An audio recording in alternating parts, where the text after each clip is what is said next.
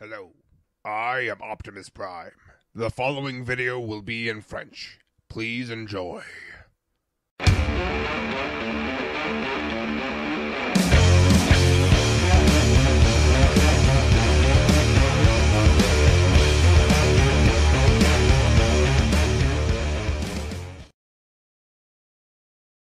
Hey, salut à tous, c'est Hidar. Aujourd'hui on se retrouve pour une nouvelle review avec le Revenge of the Fallen Voyager Class Demolishor. Après cette intro super rapide, je vais vous dire que Demolishor est mon Voyager Class, enfin un de mes Transformers préférés de la gamme Revenge of the Fallen, pour le fait que son mode véhicule, ben je l'adore, juste, attendez c'est mal mis, et que son mode robot, je l'adorais aussi, mais en fait c'est aussi un... comment ? C'est aussi un truc assez spécial. Je vous expliquerai plus ça justement quand on y arrivera. Décidément, j'ai très mal transformé. Donc, c'est un des plus gros Transformers de Revenge of the Fallen, le plus gros étant, étant Devastator dans le film, hein, et le deuxième étant Scavenger, le Transformers qui démolit Shanghai, je crois, au début du film, et il se transforme en T-Rex RH400, cette fameuse pelleteuse que nous avons là, qui est une pelleteuse avec la pelle vers l'avant, et qui est aussi la pelleteuse la plus grosse du monde. C'est un très bon choix, je pense, de véhicule pour quelque chose comme ça. Et donc c'est Demolishor, au début du film, et Scavenger qui forme Devastator, que l'on ne voit pas en mode robot, qui se transforme pareil, plus avec ces couleurs-là d'ailleurs. En plus grand, si on prend en jouet, le plus grand reste Stratosphère, grâce à son échelle avec Optimus, mais lui est quand même juste en dessous, niveau taille par rapport à Optimus. Donc, passons aux fonctionnalités tout de suite de ce mode véhicule. Déjà, il a une très belle vitre violet transparent. On a des bandes ici comme chantier, enfin un truc comme ça, un feu, enfin une sorte de phare, un truc jaune là, un symbole Decepticon, des chenilles en caoutchouc, ça c'est génial, qui au départ devaient être faites en différents morceaux de plastique, comme vous pouvez peut-être le voir sur les moulages, ça aurait dû être différents morceaux de plastique, à en juger par les artworks de la boîte je crois, nous dit TF Wiki, mais ça a été changé pour des raisons inconnues, en caoutchouc, ce qui est pas si mal, parce que c'est pas... Alors même si ça peut pas tourner, ça reste en caoutchouc, et ça c'est bien. Quand on regarde de dessous, on a la tête tout de suite, mais c'est la seule partie du robot qu'on peut voir, étant donné que tout le reste est composé uniquement du véhicule, un petit peu comme on avait dans Transformers G1 en fait. C'est un robot, on lui met des parties de véhicule dessus, il se transforme, c'est un Transformers. Là, c'est un petit peu la même chose. De derrière, on a des pièces ici qui ne servent à rien, mais qui restent néanmoins pas trop visibles. On a un trou, mais c'est pas grave. On va pas regarder le Transformers de derrière, on va vraiment regarder par devant. Au niveau de la pelle, donc, il a quelques articulations. Donc, ceci, le godet donc, qui est articulé. Des ratchets ici, donc il peut aller jusqu'en bas, mais ça sert un petit peu à rien dans ce mode-là. Donc voilà. Je suis sûr que vous avez adoré ce son. Et donc ensuite on a le Make Alive, qui est en réalité ceci, quand on monte. On a donc cette articulation là, qui fait bouger ça. On a des petits... en plastique souple, on a des petits escaliers ici. Le mien, il y a des traces des marques de stress. Ça ne vient pas de moi, puisque si vous avez vu mes unboxings, je l'ai acheté de seconde main. il en reste quand même que c'est de la très bonne qualité. Hein. C'est une seconde main meilleure que ce que j'ai pu trouver en brocante. Voilà. Je vais pas me plaindre là-dessus. J'aurais pu ne jamais avoir Scavenger. Ça aurait été une très grande perte. On va tout de suite passer à la transformation, puisque ça fait déjà 4 minutes qu'on est dessus. Ça commence peut-être à être long. Donc on ramène ces pièces-là vers le haut. Comme ça, ça sera fait.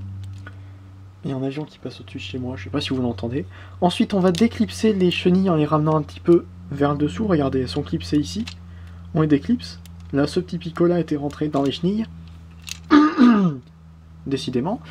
On va lever la pelle pour que ça gêne moins. Ensuite, on va séparer de dessous, là, pour ramener sur cet axe-là un petit peu vers l'avant. Et on peut déjà tourner ça, c'est sur Ratchet, donc le tourner pour pouvoir l'écarter pour que ça gêne moins.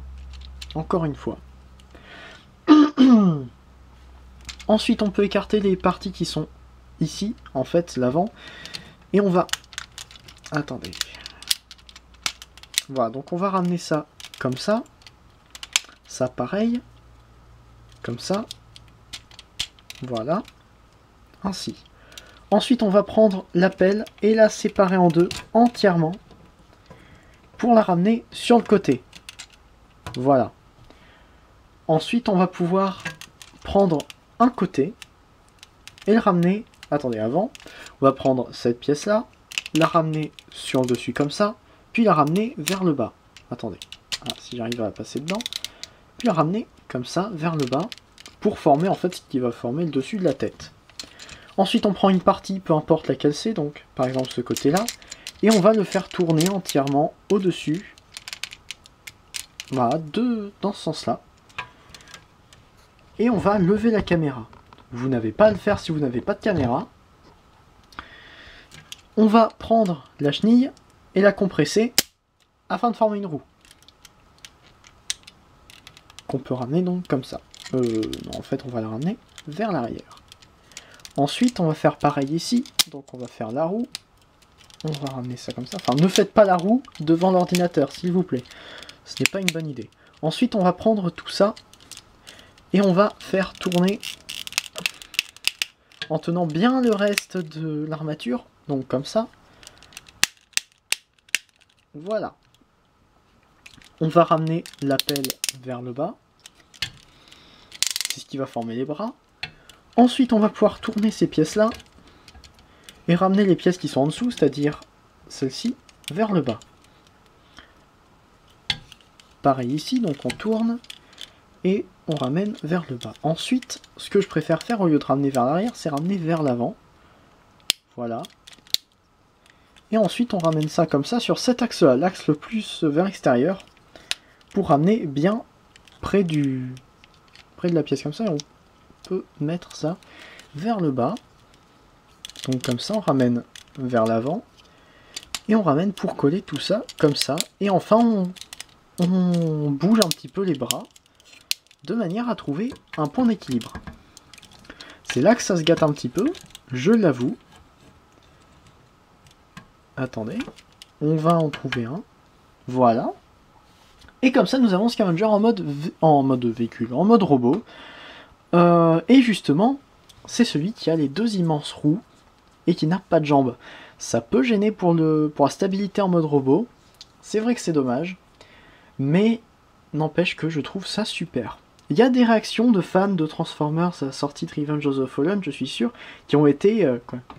Qu'est-ce que c'est que ça? Franchement, Scavenger, dans le G1, il avait des bras, il avait des jambes. Pourquoi on nous fait un robot avec des roues? C'est n'importe quoi. Il est nul ce film. Bon, c'est un petit peu surjoué, vous avez vu mes magnifiques talents d'acteur, mais il y a eu quelques remarques comme ça, je pense, et je ne suis pas spécialement de leur avis. Alors je ne vais pas dire que mon avis est supérieur, loin de là, je ne suis pas de ce monde-là. Je vais juste dire que, personnellement, si je devais imaginer des robots venus d'une autre planète, je m'imaginerais au début, certes, des humanoïdes, mais en y réfléchissant bien, je ne ferais pas d'humanoïdes, justement, parce que, on n'est pas les seules espèces, déjà sur Terre, on n'est pas les seules espèces vivantes. J'imagine que vous l'avez remarqué. Et donc, à mon avis, s'il y a quelque chose qui se passe sur une autre planète, ça va pas être humanoïde. Donc, il y a assez peu de chances pour que des robots viennent sur Terre un jour, mais encore plus pour qu'ils soient d'aspect humanoïde. Voilà. Donc, pour moi, ça, c'est une très bonne représentation d'un robot alien qui se transforme. Voilà. C'est tout ce que j'avais à dire là-dessus. Donc, on retrouve le mode robot qu'on a vu dans le film, avec ces deux immenses roues qui détruisent des voitures sans plus de manière. Et je dois avouer que j'adore ce mode robot avec ces deux deux grandes roues qui malheureusement ne tournent pas. Enfin, il faut vraiment appuyer pour le faire tourner, mais c'est coton. On peut bouger comme ça, et on peut faire aussi un petit peu comme dans le film, c'est-à-dire que, en fait, hop, on fait tourner tout ça pour faire comme quand il passe d'une roue à l'autre. J'adore ces moments-là, je trouve que c'est super classe. Niveau mouvement, rien à la tête. Enfin, il peut regarder en bas et en haut, mais c'est sur les mêmes ratchets que tout l'ensemble là, tout l'axe ici. On a les roues donc qui peuvent tourner avant-arrière pour les deux. Elles peuvent rouler. Sur ratchet, hein, mais elles peuvent rouler.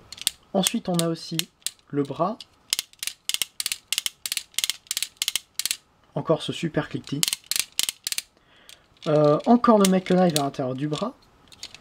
Et le godet comme ça, plus un petit peu la pelle comme ça. Ça aurait été vraiment bien de pouvoir retourner, enfin d'avoir plus de mouvement, mais on peut quand même bouger les épaules un petit peu. Par exemple, si on veut faire quelque chose de plus... Attendez. Une sorte de pause d'attaque. Je vais essayer de vous en faire une tout de suite, là. J'en avais déjà fait une comme ça. Et... j'avais vu que c'était pas mal.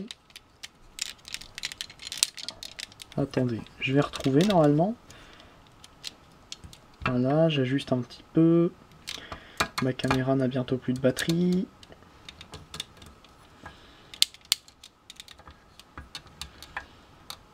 Voilà, donc par exemple, si on veut, on peut faire des pauses comme ça. Là, vous voyez qu'il prend de la place, c'est normal. J'ai trouvé que le mode véhicule était un peu petit. Hein. Quand je l'ai eu, je pensais qu'il était vachement plus gros que ça. Mais en même temps, j'ai été un petit peu conditionné par le fait d'avoir le... Comment? D'avoir le Devastator Supreme Class qui, lui, a juste une immense pelleteuse pour faire Scavenger. Donc voilà, je me suis dit, ouais, ça sera un tout petit peu plus petit que ça. Mais non, en fait, c'est beaucoup, beaucoup plus petit. Pour comparer avec un Deluxe, Jazz, comme toujours, le voilà. Et vous voyez que sa tête est plus basse que celle d'un Deluxe. Donc ça fait vraiment un petit Voyager. Mais au final, c'est un très bon jouet, je vous le recommande si vous aimez bien les modes robots qui sortent de l'ordinaire. Donc voilà, on se retrouve à une prochaine pour une prochaine vidéo. N'hésitez pas à regarder les youtubeurs Transformers qui arrivent juste après ou qui sont juste dans la description en lien. Et n'hésitez pas à aimer la vidéo, à vous abonner comme d'habitude, comme tout le monde doit vous le dire sur YouTube ou sur n'importe quelle plateforme de vidéo. Et donc, voilà, c'était Leader, on se retrouve à une prochaine. Fanformers un jour, Fanformer toujours, allez salut!